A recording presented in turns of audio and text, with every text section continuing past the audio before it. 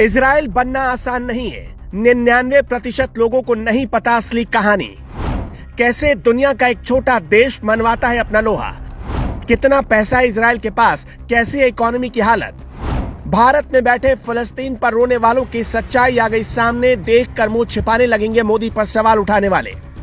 साल 1901 से लेकर 2022 तक कुल 954 नोबेल प्राइज बांटे गए। आप जानकर दंग रह जाएंगे कि इनमें से 22% नोबेल प्राइज अकेले यहूदियों को मिला, जबकि पूरी दुनिया की कुल आबादी में सिर्फ 0.2% आबादी ही यहूदियों की है। यहूदी वो लोग हैं जो कभी किसी को अपना धर्म अपनाने के लिए दबाव नहीं डालते और न ही किसी दूसरे धर्म का व्यक्ति यहूदी बन सकता है। बिल्कुल सही सुन रहे हैं आप। इसका कोई रास्ता नहीं है, सिर्फ एक रास्ते के सिवाय। कहा तो ये भी जाता है कि अगर आप किसी और धर्म में पैदा हुए और अगर नोबेल प्राइज जीत गए तो यहूदी धर्म में जाने लायक माने जाने लगते हैं। इजराइल इन्हीं यहूदियों का एक छोटा सा देश है।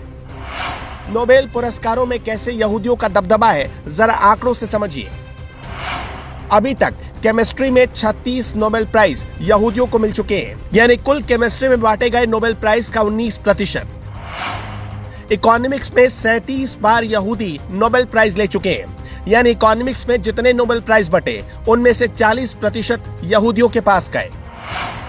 इसी तरह लिटरेचर में 16 नोबेल प्राइज, शांति में 9 नोबेल प्राइज, फिजिक्स में 56 नोबेल प्राइज और साइकोलॉजी और मेडिसिन में 58 नोबेल प्राइज यहूदी ले चुके हैं। अल्बर्ट आइंस्टाइन भी एक यहूदी थे। 1952 में अल्बर्ट आइंस्टाइन को इजराइल के राष्ट्रपति पद की पेशकश की गई, लेकिन आइंस्टाइन ने फिजिकल डिसेबिलिटी की वजह से इस प्रस्ताव को स्वीकार नहीं किया। इजराइल में 18 से 26 वर्ष की उम्र के बीच सभी यहूदी लोगों को पूरे इजराइल की 10 दिनों की फ्री ट्रैवलिंग करवाई जाती है, ताकि उन्हें इजराइल को समझने में मदद मिल सके। व्यापार के मामले में इजराइल दुनिया में तीसरे स्थान पर है।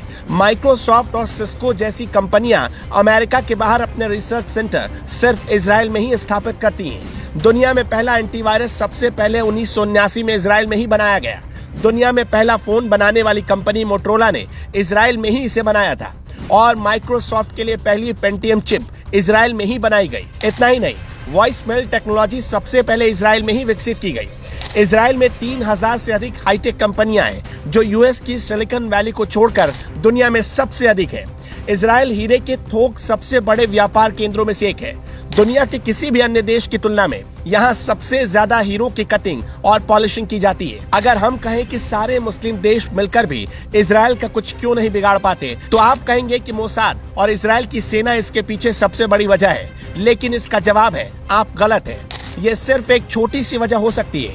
असली वजह इजराइल के हाथ में मुस्लिम देशों की सबसे बड़ी नब्ज है, और वो है बैंकिंग और ट्रेड। आपके सामने हम हर अलग अलग मुस्लिम देशों का कुछ ट्रेड आंकड़ा रखते हैं। कैसे इजराइल और मुस्लिम देशों के बीच हाल की कुछ सालों में ट्रेड बढ़ा है, इसका सबूत है ये। इजराइल और यूएई के बीच 130% का ट्रेड बढ़ चुका है, और ये पिछले साल $201 मिलियन से ज्यादा का हो चुका था। इजराइल और बहरीन के बीच $1.2 मिलियन का ट्रेड होता है हर साल। इजराइल मोरक्को के बीच 3.1 मिलियन का ट्रेड होता है। इजराइल और इजिप्ट के बीच 23.6 मिलियन का ट्रेड हर साल होता है। इजराइल और जॉर्डन में नहीं बनती, फिर भी $55 मिलियन से ज्यादा का ट्रेड दोनों देश हर साल करते हैं। बहुत सारे मुस्लिम देश अपने पैसों के लिए इजराइल के साथ बैंकिंग करते हैं। ये सारे देश पैसे वाले तो हैं, लेकिन इन देशों का ज्यादातर पैसा इजराइल के बैंकों में होता है या इजराइल के रास्ते दुनिया के अलग अलग कोने में इन्वेस्टमेंट के लिए पहुंचता है। इसलिए कोई भी मुस्लिम कंट्री कभी ये नहीं चाहेगी कि आज की तारीख में उसकी कमाई के रास्ते बंद हो जाए। साल 2018 में प्रधानमंत्री नरेंद्र मोदी इजराइल यात्रा पर गए। इजराइल से प्रधानमंत्री नरेंद्र मोदी को फिलिस्तीन और जॉर्डन की यात्रा पर जाना था।